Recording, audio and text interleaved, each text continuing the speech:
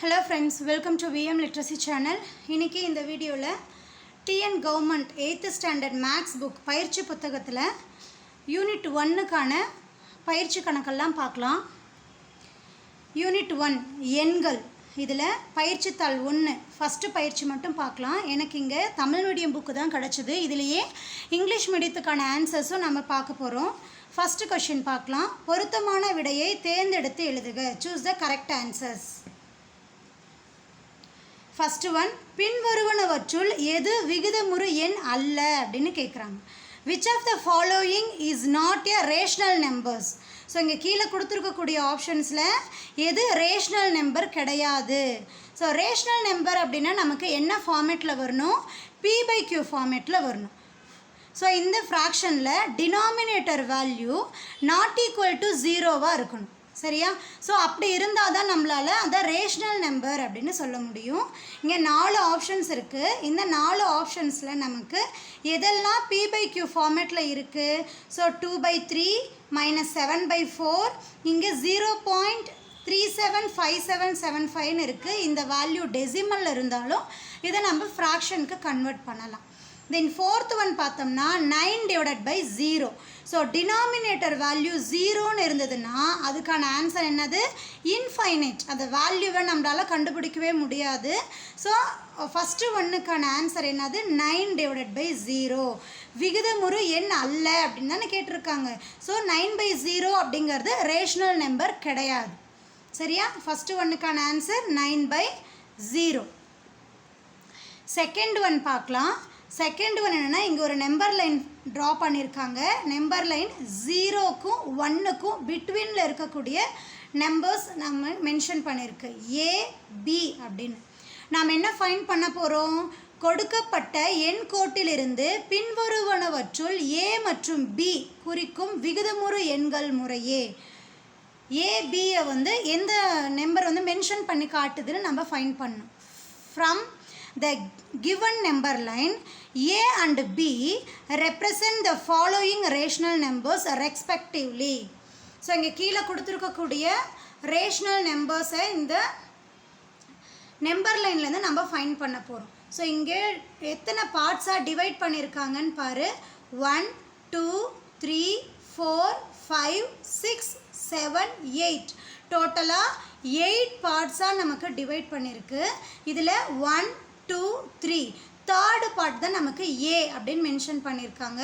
தென் 4 5 fifth part B அப்படின்னு சொல்லி mention பண்ணியிருக்கு. சரியா? ஸோ டோட்டல் பார்ட்ஸ் நமக்கு 8. தேர்ட் பார்ட்லையும் ஃபிஃப்த்து பார்ட்லையும் AB அப்படின்னு நம்பர் மென்ஷன் பண்ணியிருக்கு இல்லையா? ஸோ இங்கே நம்ம அதை எப்படி எழுதலாம்? தேர்ட் பார்ட் அப்படின்னா டோட்டல் பார்ட்டில் தேர்டு பார்ட், தென் டோட்டல் பார்ட்டில் ஃபிஃப்த்து பார்ட் இல்லையா? ஸோ 3/8 தென் 5/8 அப்படின்னு தானே கிடைக்கும். So option first one 3/8 and 5/8. ஓகேவா? தேர்டு ஒன் p/q என்பது ஒரு விகிதமுறு எண் எனில் பின்வருவனவற்றுள் எது உண்மை அல்ல? If p/q is a rational number, then which one of the following is not true அப்படின்னு கேட்குறாங்க. ஸோ இங்கே கீழே கொடுத்துருக்கக்கூடிய வேல்யூஸ் 4 ஆப்ஷன் இருக்குது. எது p/q ஃபார்மேட்டில் இல்லை அப்படின்னு கேட்குறாங்க. p/q ஃபார்மேட் அப்படின்னா என்னது? இது fraction denominator value not equal to 0வா இருக்கணும் இல்லையா? அதுதான் நமக்கு வேல்யூ இருக்கும். இங்கே p/q அப்படின்னா என்னென்ன வேல்யூஸ் எழுதலாம்? -4/3 2/-5 0/8 4/10 என்ன நம்பர்ஸ் வேணாலும் எழுத முடியும். பட் நமக்கு கண்டிஷன் என்ன? Denominator value not equal to 0வா இருக்கணும். ஓகேவா? 0வை விட லெஸ் தெனாக இருக்கலாம், 0வாக கூட இருக்கலாம், பட் 0வை விட பெருசாக கூட இருக்கலாம், ஆனால் 0வா இருக்கக்கூடாது. சரியா? அப்போது option C Q is equal to 0. Fourth one பார்க்கலாம். 20/-16 திட்ட வடிவம். தமிழில் திட்ட வடிவம் அப்படின்னு சொல்லியிருக்காங்க. இங்கிலீஷில் அதுக்கு வேல்யூ என்ன?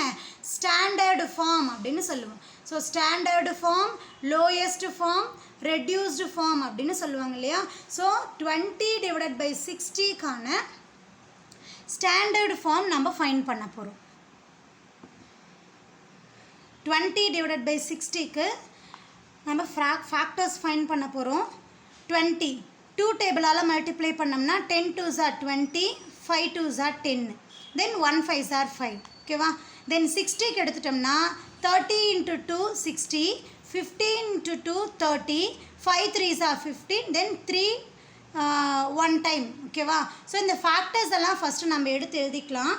20 divided by 60க்கு 20க்கு 2 into 2 into 5 divided by இங்கே வந்து மைனஸ் இருக்கு இல்லையா கொஷின்லையே, so minus 2 into 2 into 5 into 3. So இந்த 3 வேல்யூக்கு 3 வேல்யூ கேன்சல் ஆகிடும். ரிமைனிங் என்ன இருக்குது? நியூமரேட்டரில் எந்த நம்பருமே இல்லை அப்படின்னா 1 அப்படின்னு கன்சிடர் பண்ணிப்போம். டினாமினேட்டரில் மைனஸ், தென் ரிமைனிங் இங்கே 3 இருக்குது. ஸோ 20 டிவைடட் பை மைனஸ் 60யை நம்ம ரெடியூஸ் பண்ணும்போது நமக்கு ஆன்சர் என்ன கிடைக்கும்? 1 டிவைடட் பை மைனஸ் 3 அப்படின்னு சொல்லி கிடைக்கும். Option C. 5th ஒன் பார்க்கலாம். மைனஸ் 1 டிவைடட் பை 2 மற்றும் 3 டிவைடட் பை 2 இதை குறிக்கும் சரியான எண்கோட்டினை தேர்ந்தெடுக்க அப்படின்னு கொடுத்துருக்காங்க. Choose the correct number line which is represented by minus 1 by 2 and 3 by 2. So இந்த ரெண்டு ஃப்ராக்ஷனுமே கரெக்டாக இங்கே கொடுத்துருக்கக்கூடிய எந்த நம்பர் லைனில் மென்ஷன் பண்ணியிருக்கு அப்படின்னு கேட்குறாங்க. 1 by 2 அப்படின்னா என்ன அர்த்தம்? 1-ஐ 2ஆல் டிவைட் பண்ணுறோம். டிவைட் பண்ணும்போது டிவைட் ஆகாது. ஸோ 0 ஜாயின் பண்ணி ஒரு பாயிண்ட் பண்ணிக்கிறோம். 0.5 5 2s are 10. ஸோ 1 by 2வை மைனஸ் 1 by 2வை நம்ம டெசிமலாக கொண்டு வரும்போது மைனஸ் 0.5 அப்படின்னு சொல்லி நமக்கு கிடைக்கும். ஓகேவா? 3 by 2வை நம்ம டிவைட் பண்ணணும் அப்படின்னா 1 2s are 2, ரிமைனிங் 1 டிவைட் ஆகாது. ஸோ பாயிண்ட் பண்ணி 0 ஜாயின் பண்ணிக்கிறோம். 5 2s are 10. ஓகேவா? 0ன்னு கிடைக்குமா? ஸோ 3 டிவைடட் பை 2வை நம்ம டிவைட் பண்ணும்போது 1.5 அப்படின்னு சொல்லி நமக்கு ஆன்சர் கிடைக்கும். ஸோ இந்த ரெண்டு வேல்யூவை நம்ம ஹிண்ட்டாக வச்சுட்டு தான் இங்கே நம்பர் லைனில் செக் பண்ண போகிறோம். ஃபஸ்ட் நம்பர் பாருங்கள். நம்பர் லைனில் 1க்கும் -1க்கும் -2க்கும் பிட்வீனில் இருக்குது. -1க்கும் -2க்கும் பிட்வீனில் வேல்யூஸ் என்ன இருக்கும்? 1.1 1.2 1.3 தானே இருக்கும். பட் நமக்கு இங்கே -1 by 2ன்னு மென்ஷன் பண்ணியிருக்கு. அந்த வேல்யூ என்னவாக இருக்கணும்? 0.5 அப்படின்னு இருக்கணும். 0.5 நமக்கு எங்கே இருக்கும்? 0க்கும் 1க்கும் பிட்வீனில் தான் இருக்கும். சரி, அப்போ இது ஆன்சர் தப்பு. தென் இங்கே பார்த்தோம்னா இந்த சைடு வந்து 3 by 2ன்னு மென்ஷன் பண்ணியிருக்காங்க. 3 by 2 நமக்கு எங்கே வரும்? ப்ளஸ் வேல்யூ இல்லையா? பட் மைனஸ் சைடில் மென்ஷன் பண்ணியிருக்காங்க. ஸோ செகண்ட் ஒன்றும் தப்பு. தேர்டு ஒன் பார்த்தோம்னா 0.5 எங்கே இருக்குது? 0க்கும் 1க்கும் பிட்வீனில் இருக்குது. தென் 1.5 1க்கும் 2க்கும் பிட்வீனில் இருக்குது. சரியா? ஸோ சி ஆப்ஷன் தான் கரெக்டு. பட் நம்ம டியும் ஒரு தடவை செக் பண்ணிடலாம். இந்த சைடு வந்து 0.5 கரெக்டாக மென்ஷன் பண்ணியிருக்காங்க. இந்த சைடு பாருங்கள் 1.5 தான் இந்த இடத்துல மென்ஷன் பண்ணதுக்கு பதிலாக இங்கே கொடுத்துருக்காங்க 0.5ல் மென்ஷன் பண்ணியிருக்கோம். ஸோ டியும் ஆன்சர் தப்பு. நமக்கு 5th ஒன்னுக்கான ஆன்சர் எங்கே இருக்குது? சி. சரியா? Then 6th one -11 divided by 17 -11 by 17 கூட்டல் எதிரெண். ஓகேவா? the additive inverse of -11 divided by 17 is dash. இங்கே கூட்டல் எதிரெண் பெருக்கல் எதிரெண் அப்படின்னு நமக்கு ரெண்டு இருக்குது. கூட்டல் எதிரெண் அப்படின்னா என்ன அர்த்தம்னா வேல்யூவோடைய அப்படியே ஆப்போசிட் சைன், அதாவது +10 அப்படின்னு சொல்லி கொடுத்துருந்தாங்க அப்படின்னு வச்சுக்கோங்க. இதனுடைய அடிட்டிவ் இன்வர்ஸ் அப்படின்னா அதனுடைய சைனை சேஞ்ச் பண்ணி எழுதுங்க -10 அப்படின்னு. ஓகேவா? -5 அப்படின்னு ஒரு வேல்யூ எடுத்துட்டோம்னா அதனுடைய அடிட்டிவ் இன்வர்ஸ் நமக்கு என்ன இருக்கும்? +5 அப்படின்னு சொல்லியிருக்கோம். என்ன சைன் இருக்கோ அதுக்கு ஆப்போசிட் சைன் போட்டு எழுதலாம். இதுவே மல்டிபிகேட்டிவ் இன்வர்ஸ், அதாவது பெருக்கல் எதிரெண் அப்படின்னு சொல்லி கொடுத்தாங்க அப்படின்னா அதனுடைய தலைகீழே எழுதணும். அது எப்படி வரும்னா இப்போ 1 by 2 அப்படின்னா அதனுடைய தலைகீழி 2 by 1 அப்படின்னு எழுதுவோம். நமக்கு இது இங்கே கொடுக்கல, பட் கிளாரிஃபிகேஷனுக்காக நான் இங்கே சொன்னேன். கூட்டல் எதிரெண் அப்படின்னா கொடுத்துருக்கக்கூடிய வேல்யூக்கு ஆப்போசிட் சைன். இங்கே -11 by 17 அப்படின்னு இருக்குது. சரியா? இதனுடைய எதிரெண் என்ன வரும்? +11 by 17ன்னு வரும். Option B. ஓகேவா? 7th question. சரியான கூற்றை தேர்ந்தெடுக்க. Choose the correct one. இங்கே கொடுத்துருக்கிறதுல எது கரெக்ட் ஆன்சர் அப்படின்னு கேட்குறாங்க.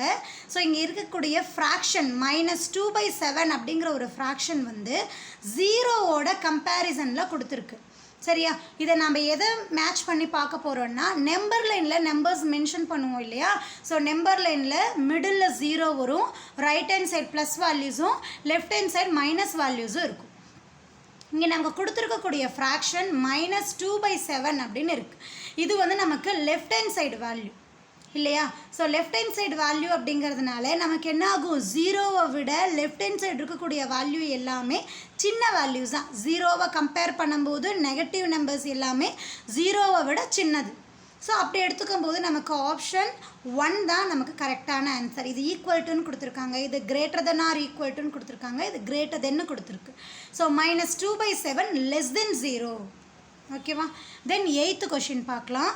-11/50, 13/50, -17/50, 19/50 ஆகியவற்றை இறங்கு வரிசையில் எழுதினால் முதலில் வரும் விகிதமுறு எண் எது அப்படின்னு கேட்குறாங்க.